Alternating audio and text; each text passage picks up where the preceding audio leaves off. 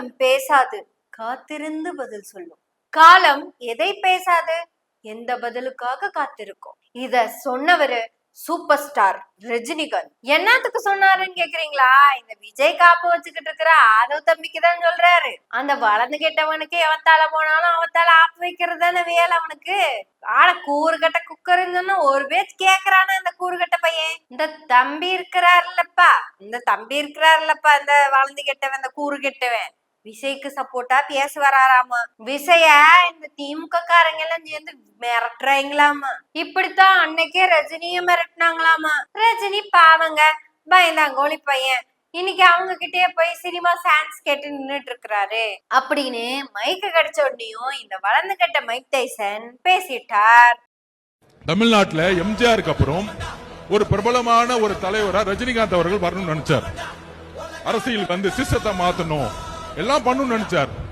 ஆனால் இதே திமுக குடும்பம் பல மிரட்டல்களை கொடுத்து அவரை அரசியல் கட்சி வர விடாம பாத்துக்கிட்டாங்க.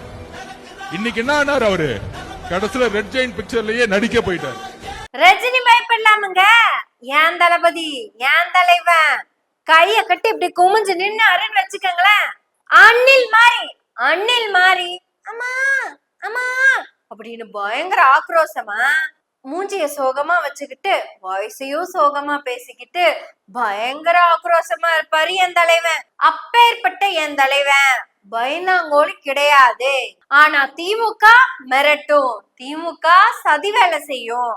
அட இது கூட ஈஸிங்க, திமுகவோட சதி திட்டம் எந்த அளவுக்கு இருக்கு பாருங்க அப்படின்னு இந்த விஷயத்த அந்த கூறுகட்ட குக்கர் சொல்லல, நான் கூடிய சீக்கிரம் சொல்லுவான் பாருங்க. சங்கீதாவை டைவர்ஸ் பேப்பர் போட வச்சது கூட திமுகவோட சதியாதாங்க இருக்குங்க. அட விஜய்க்கே தெரியாம த்ரிஷாவுக்கும் தெரியாம ரெண்டு பேர்த்தையும் ஒரே கார்ல பக்கம் பக்கமா உட்கார வச்சு ஒரே காஸ்டியூமோட போக வச்சது திமுகவோட சதிதாங்க. அவங்க ரெண்டு பேத்துக்கு என்ன நடந்துச்சுன்னு இப்ப வரைக்கும் தெரியாதுங்க. அதே மாதிரி தான் ரஜினி சார இவங்க மிரட்டினாங்க அப்படிங்கிறது எனக்கு நல்லா தெரியும். ஏன்டா கூறுகட்ட குக்கரு 15 வருஷத்துக்கு முன்னாடி நடந்ததெல்லாம் பக்கத்திலேயே உட்கார்ந்து பார்த்த மாதிரி புட்டு வைக்கிறியே. இந்த சனநாயகன் படத்தை யாரு தடுத்து நிறுத்துறா அப்படிங்கிறது இப்ப வரைக்கும் உனக்கு தெரியல. ஆட உனக்கு இல்ல, அந்த ப்ரொடியூசருக்குமே தெரியல. ஆட அந்த படத்துல நடிச்சாருல உங்க தளபதி ஹீரோ, அந்த பையனுக்குமே தெரியல யார் தடுத்து நிறுத்துறாங்கன்னு. ஆட இப்போ உங்க தலைவருக்கு நடந்துட்டு இருக்கிற விஷயமே யாரு பண்றா என்ன நடக்குதுன்னே உங்களுக்கு தெரியல.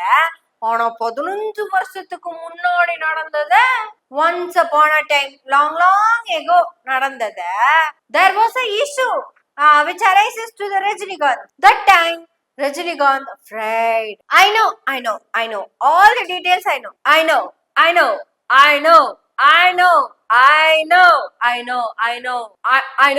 all the details because I am Adav Arjuna. அபாலிகா தம்பி மைக்க புடிச்சுக்கனே. நேத்தே ரஜினி சார் பயந்திருக்கலாம் என்று நான் சொல்லியதாக நானே கூறாத ஒரு கருத்தை திமுக சதி செய்து என் வாயால் சொல்ல வச்சிருச்சு. தலைவர் ரஜினி சார் அவர்களே, உங்கள் மீது எங்களுக்கு எந்த வெறுப்பும் கிடையாது. உங்கள் மீது எங்களுக்கு அன்பு மட்டும்தான் இருக்கிறது. இதை நான் உறுதியாக பதிவிடுகிறேன்.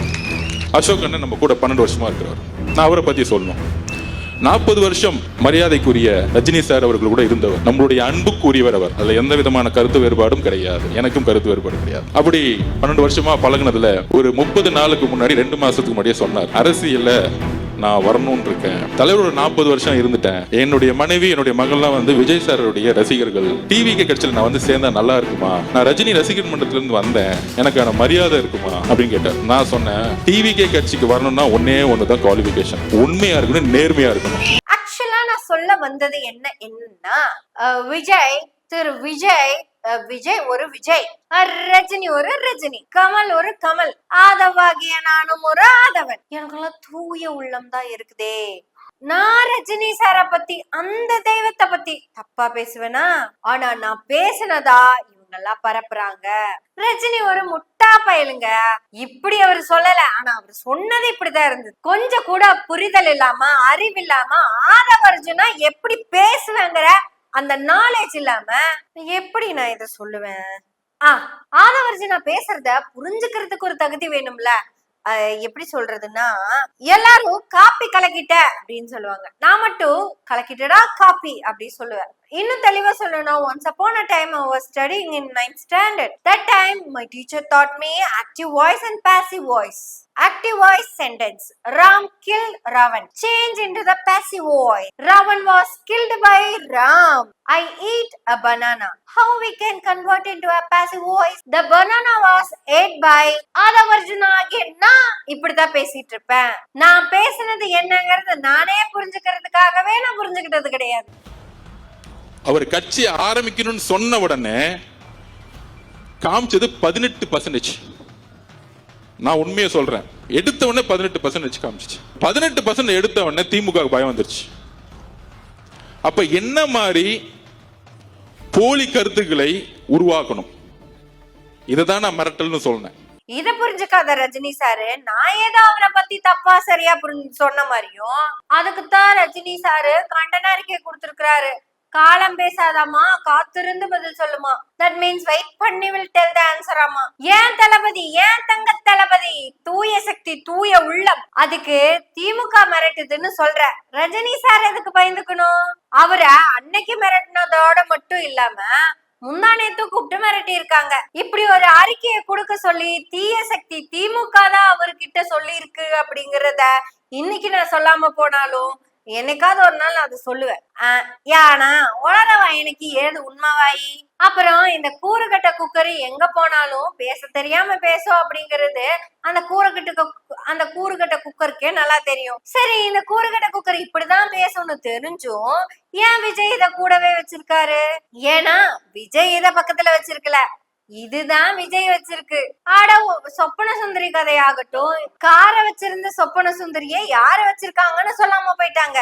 அதே மாதிரி தான் விஜய் இத வச்சிருக்கிறதா. ஆக்டிவ் வாய்ஸ்ல பேசிடலாம்.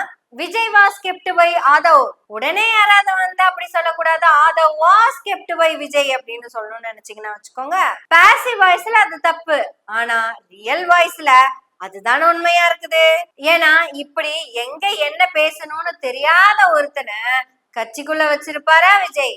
இவன் பேசி விஜய்க்கு ஒரு ஓட்டு கிடைச்சிரும் எல்லாம் விஜய் நம்பினாருன்னு வச்சுக்கோங்களேன்.